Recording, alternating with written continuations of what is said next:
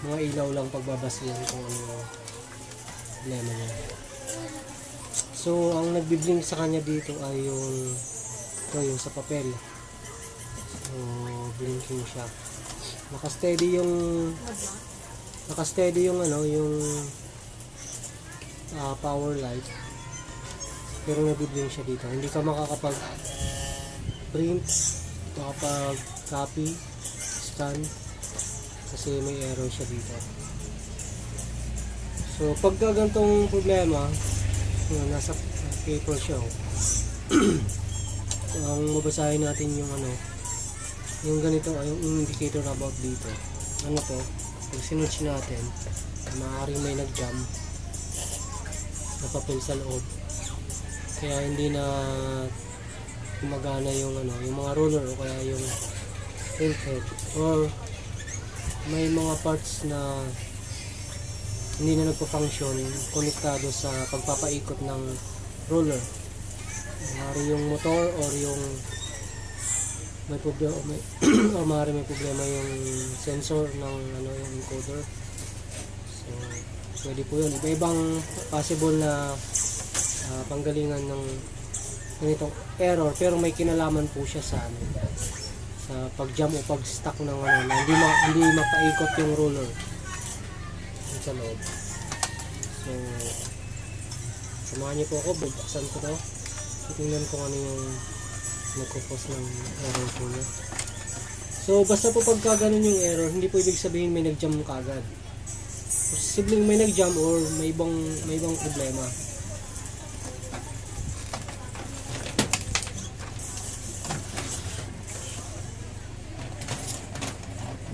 So, unang bubuksan natin dito.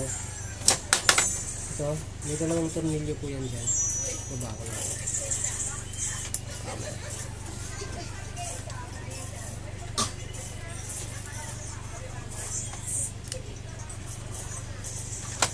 May dalawang tornilyo po. Ito. Tapos dito. Ito, pero ito wala nang tornilyo dito. Siguro nabaklas nito.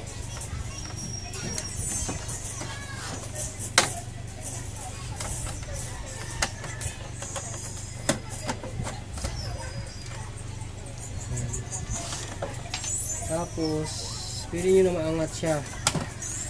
Ayan. Pero ito kasing 3210, meron siya ditong kalagay na. Kailangan muna natin tanggalin yung screw dito para may angat natin.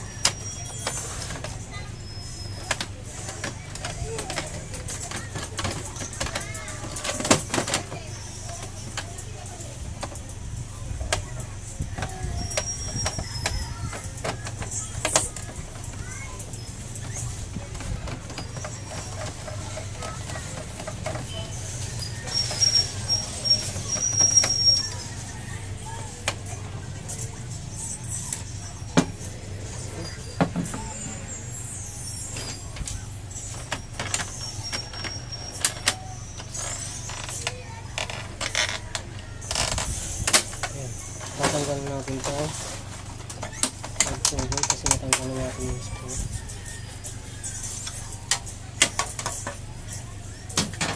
Tapos ito naman, yan, tatanggalin natin.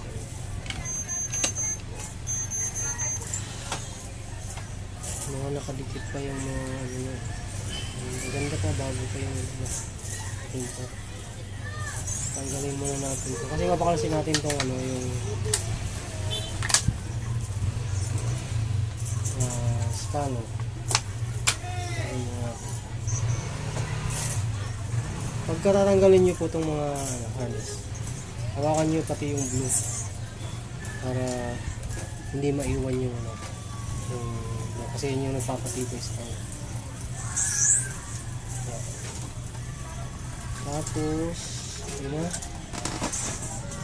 angat natin ito. Then ayan, mga naka-attach lang yan dito. Tapos dito.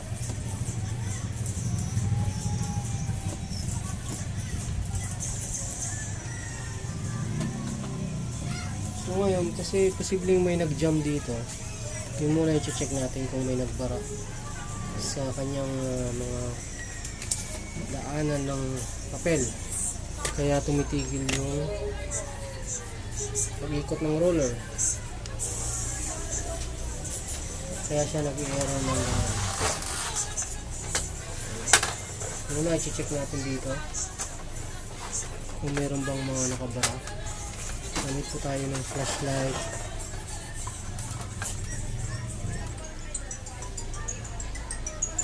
Pero ito, tingnan ko naman parang wala siya.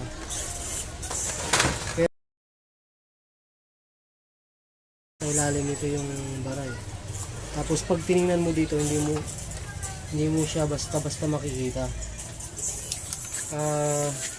Ang ginagawa ko pagka ganyan, naglalagay ako ng bond paper dito. Tapos papaikutin ko yung roller na to. Paikutin ko siya hanggang sa yung kainin niya yung papel. Okay. Ayan, medyo tutulungan ko siya ng konti. Ayan, nandito po yung papel, ang dulo niya. Dumaan naman siya kami. So, ibig sabihin, wala namang nakabara dun sa daanan ng papel. Okay. So, maayos yung daanan ng papel.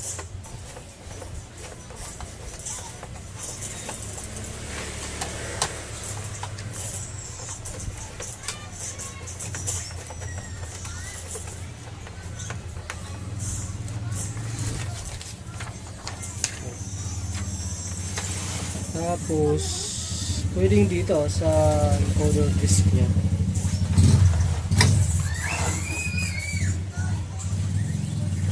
Pero sa tingin ko naman, maayos pa yung encoder disk niya.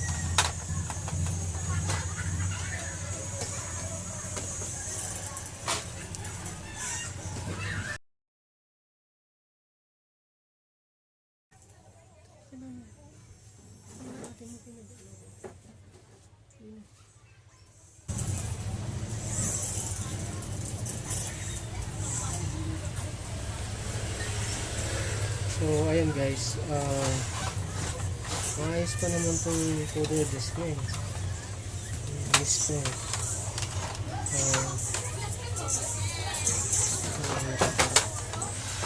So pagka ganito, i-check natin yung yung motor na nagpapaikot ng roller. Ito.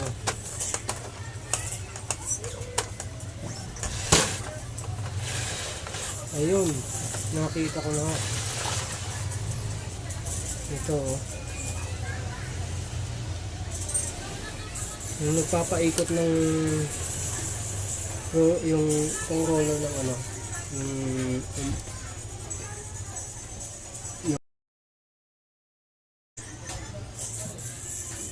putol ho siya. Yung nasa right side na motor, putol ho siya. Ito yung karugtong niya. Masyado malaki yung mahaba yung pagkakaputol. Tingin ko nito, yung ngat-ngat ng daga. Kasi may mga ngat-ngat pa ng daga niya dito banda. Meron pang mga dito. May mga tanggal-tanggal na rin niya dito. Kita na yung loob. Ngat-ngat to ng daga. Dudugtungan na lang to guys pagka ganito man ang issue. Pero bihira lang mangyari din to kung may ganito. Parang ito parang ang may dito. So, dito ako. Ito sa kung hindi mo ganito. Pero kung may tingin ka, dito mo ganito.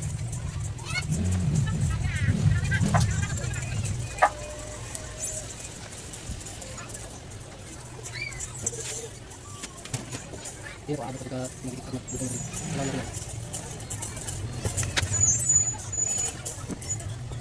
Pero kung naman daw. Lang din nakatay mo sa kapit. Pero kung nakatay mo ito na.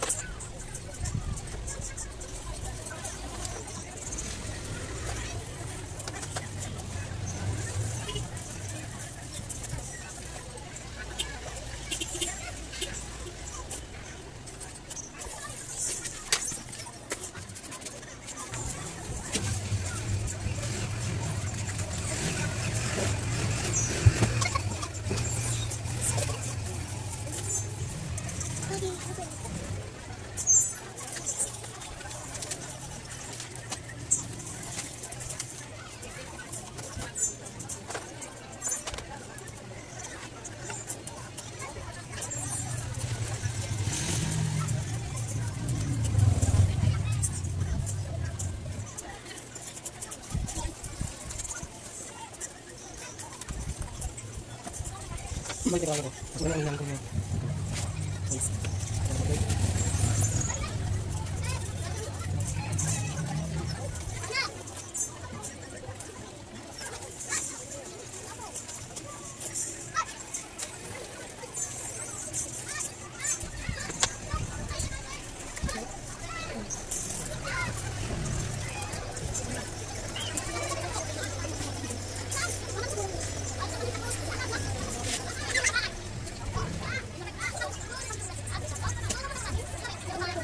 Okay, so, guys, ito mo.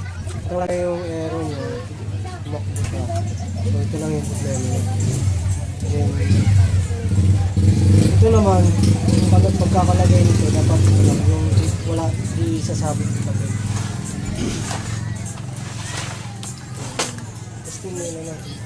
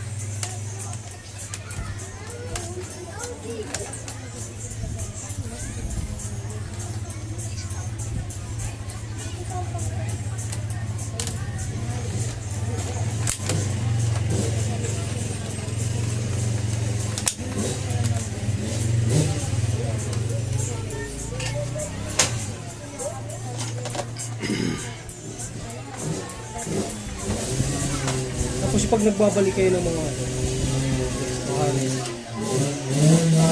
nanayaw ko kasi pagka nabali ko kasi itong yung mga ngipin niya,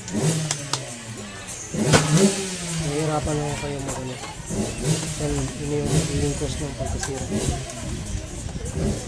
Pero pa ako nakita ang isang problema pala nito. May ngat-gat din ng daga itong harness na to, yung maliit. Ito yung yung sa motor to eh. So possible din magka-problema to. Pero try ko muna. Mukhang pinasok talaga to ng mabait.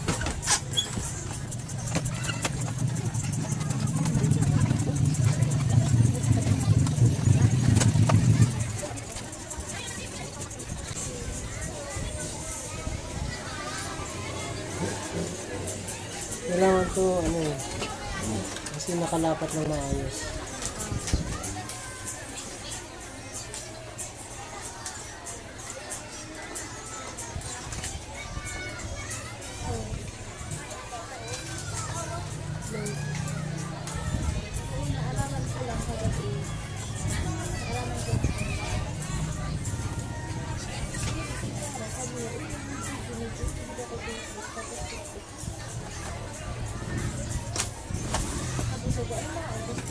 Okay, so itong kaya dito, itong dalawa dito naman ito. Hindi mo naman may papasok po yan pagka hindi, ano, pag mali. Kasi yung sukat. So, ganyan na muna siya. Tignan mo lang kung makawala na yung aero niya.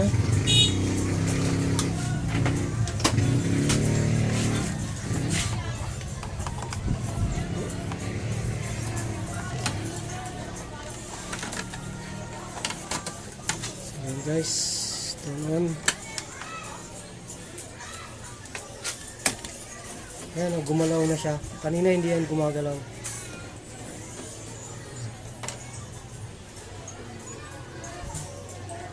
Okay, so iba na yung naging error niya ngayon. Ito. Dalawang ilaw na.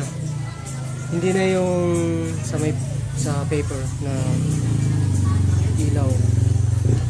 Tapos guys, kung mapapansin niyo yung pakita ko dito sa baba. Yung ano niya, kanina hindi yan gumagalaw, ngayon gumalaw na. So ibig sabihin, okay na yung sa may motor. Tayin ko muna. Tapos yun. Okay, so gumagalaw na yun.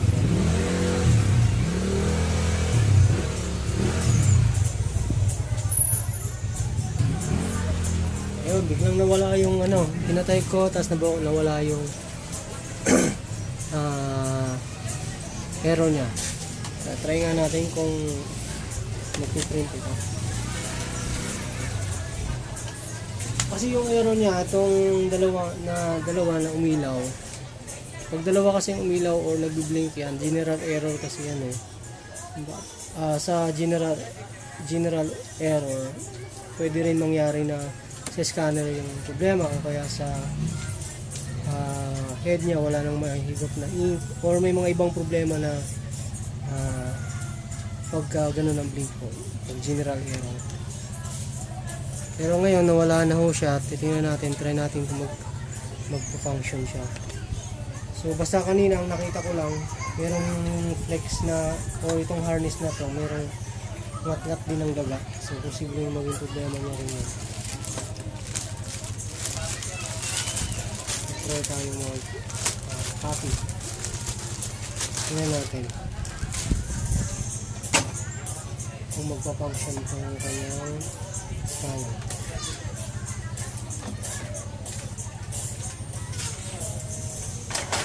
Okay, gumalaw naman siya.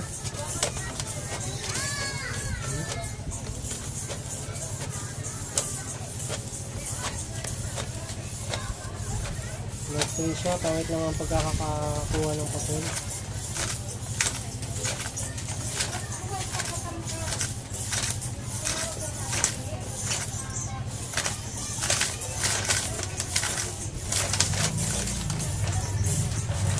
Ayan, nag-print naman siya. Pangit lang ang pagkakakuha ng papel at kailangan cleaning na rin siguro yung head. So try pa ako ng isa, ayusin ko lang yung pagkakalagay ng papel.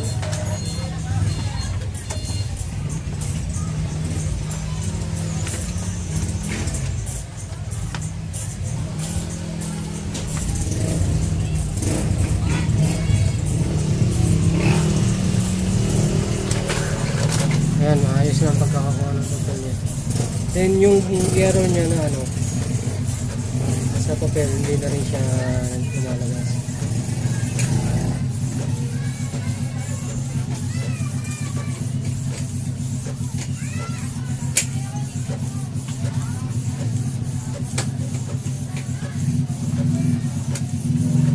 Okay.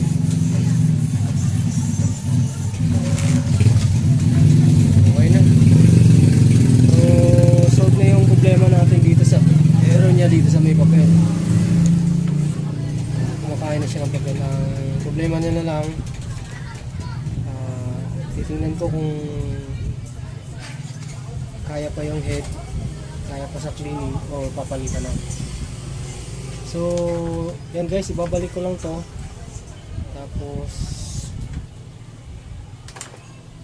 magte-testing ulit ako mamaya. Okay.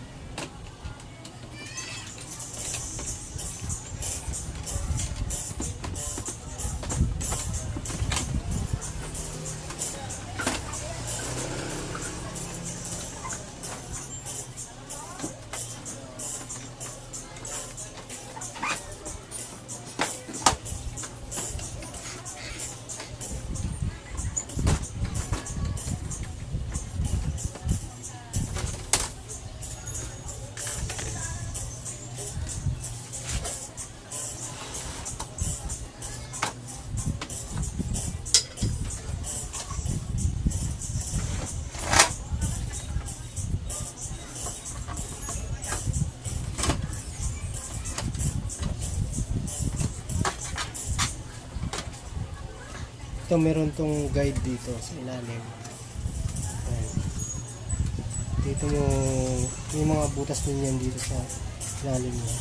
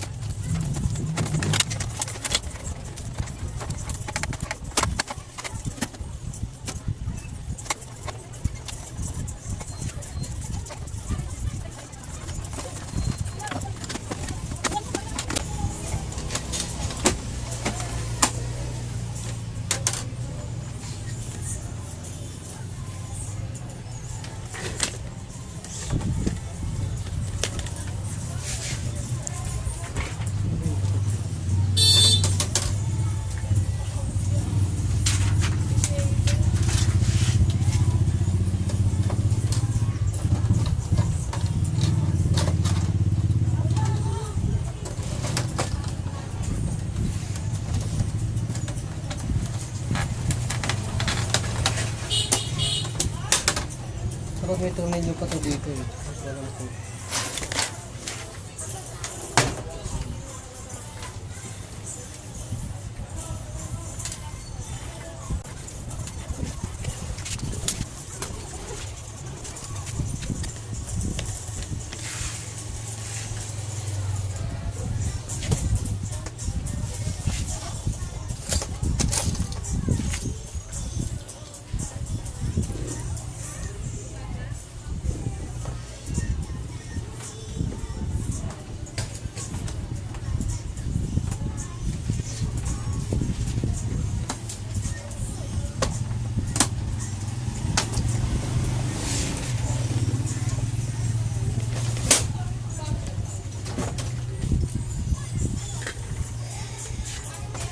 Okay, so testing ko na to. Mag-testing tayo.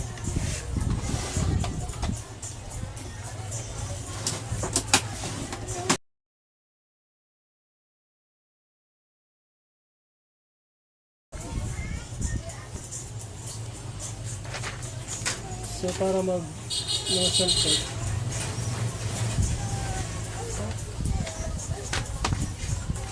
wala yung 3.3.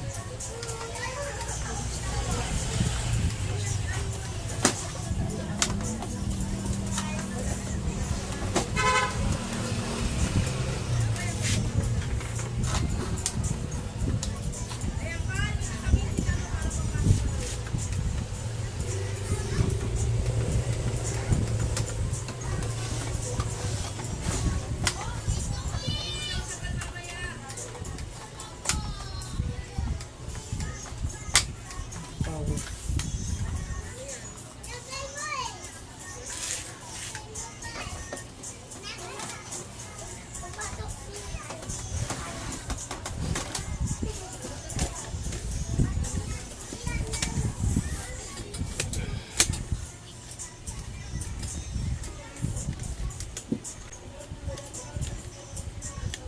So, para mag-nozzle check ng ganitong model na kahit walang computer, press nyo lang tong ano niya, stop reset na button, tapos sabay pinan mo rin tong power. Pag ilaw, tawan mo na siya.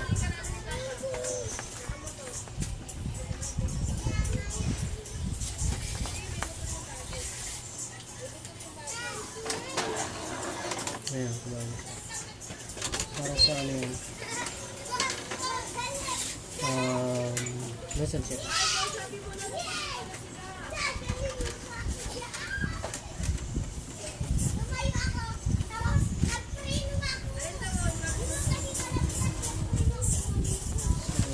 ayan.